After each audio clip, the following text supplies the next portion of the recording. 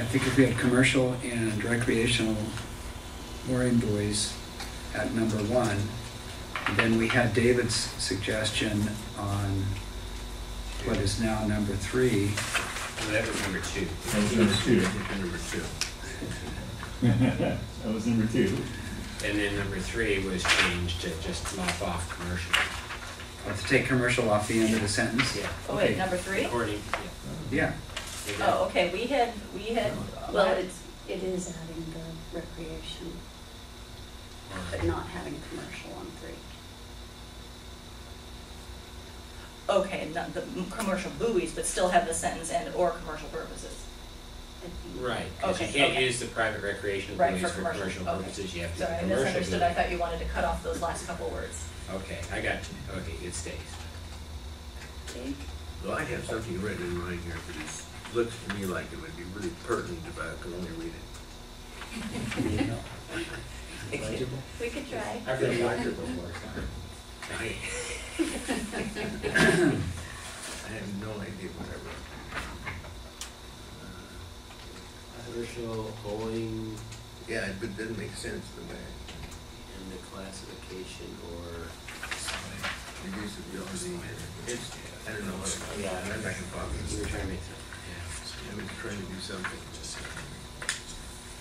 Well, maybe, Michelle, it would be a good idea if you could read the our sentences that have been understanding? changed so we know where we are. Okay, so our understanding right now is that number 1 will read, commercial and recreational mooring buoys may be permitted, provided that they are consistent with this program and that individually or cumulatively, 1, 2, 3, all as printed. Number 4 will read, they do not pose a threat to the commercial shellfish growing area classification or reduce the ability to upgrade the classification. Item 2 will read, the installation and use of mooring buoys, parentheses, including recreational and commercial buoys, parentheses, in marine waters shall be consistent with all applicable state laws, including WAC 246-282, comma, the current National Shellfish Sanitation Program, comma, and other state departments of natural resources, health, and fish and wildlife standards. And at the top of 719, number 3 will read, private recreational mooring buoys on state-owned aquatic lands shall not be used for residential, living on the boat, or commercial purposes.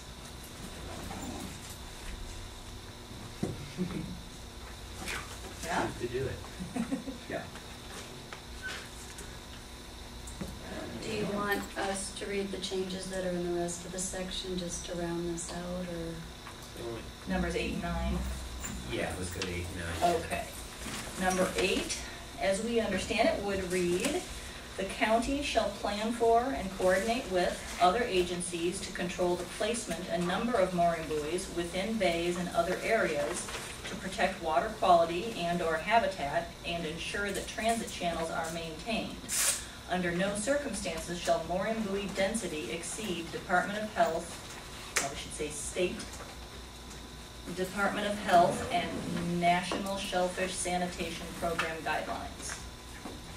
And the new number 9 will read, the capacity of each mooring buoy may not exceed 1 boat and its appurtenant shore access craft. Yeah? I think I'm okay with this whole section. Everybody? Everyone's going to know we're not talking about something like a celebrity cruise ship with hundreds of little boats. Okay. And so let me translate It it. says craft 1. Craft 1. Yeah, This 1. is one dinghy. Okay. So let me see if I can translate what it really means for perhaps the Shoreline Administrator. Because the National Shellfish Standard 2007 version is required of all commercial shellfish growers. And that's what DOH in conjunction with federal EPA standards are monitoring our commercial shellfish catch with. And that's so we can have interstate commerce with our shellfish. Yes, and so this is a international market situation, that we have to have a very high standard, and we have for tens of years in Washington State, and more so in Jefferson County as part of that entire program. But what it means is there's methodology for counting buoys in a water body. And that some are counted and some are not counted according to DOH. DOH's concern is what may potentially discharge human waste. So if you're an upland landowner, you have property on the shoreline, and you have a buoy out in front of your house, they typically will not count that buoy, because in theory, you'll go up and use your facilities in your house. So they're concerned about the rest of the potential discharge locations of other buoys. So what we'll do as we administer the code, and some people apply, we'll continue to grant approval to the upland owner to exercise that property right to have a buoy in front of their house. And there's other statutes, both DNR and previous shoreline uses that it's consistent with. Those other buoys, those more, I call them randomly placed, will be more scrutinized, and there will be a threshold, the marina threshold by definition 61 of the 2007 National Shellfish Sanitation Program, that talks about 10 boats becoming a marina, and that's the threshold we'll monitor. We'll approve mooring buoys to that threshold, and will deny any that threaten a downgrade in classification of a commercial shellfish harvest site. So it's quite different than our current code. Right. But we do have to comply with those federal standards if we want to have the industry be able to sell out of state, and like say out of the country. Yes. And those are decided at a national level, and we don't really have, we could have local control and do it our own way, but we would have consequences. Yes. It'd be big ones. And risk. Yes. Substantial. It's good to export. Thank you for going through that very carefully. Yeah.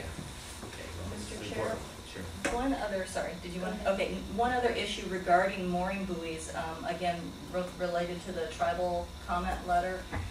They had made some recommendations, requests for some different permitting. So I don't know if you wanted to cover that now or wait till we get to the Article 4 use table. This would be looking at the shoreline designation regulations that are back on 7.6 and 7.7, which then the text, that text would be reflected in the use table. So we could address that now. There's sort of three different versions that we can tell between what the Planning Commission recommends, what DCD would recommend, and what the tribal comment letter was requesting.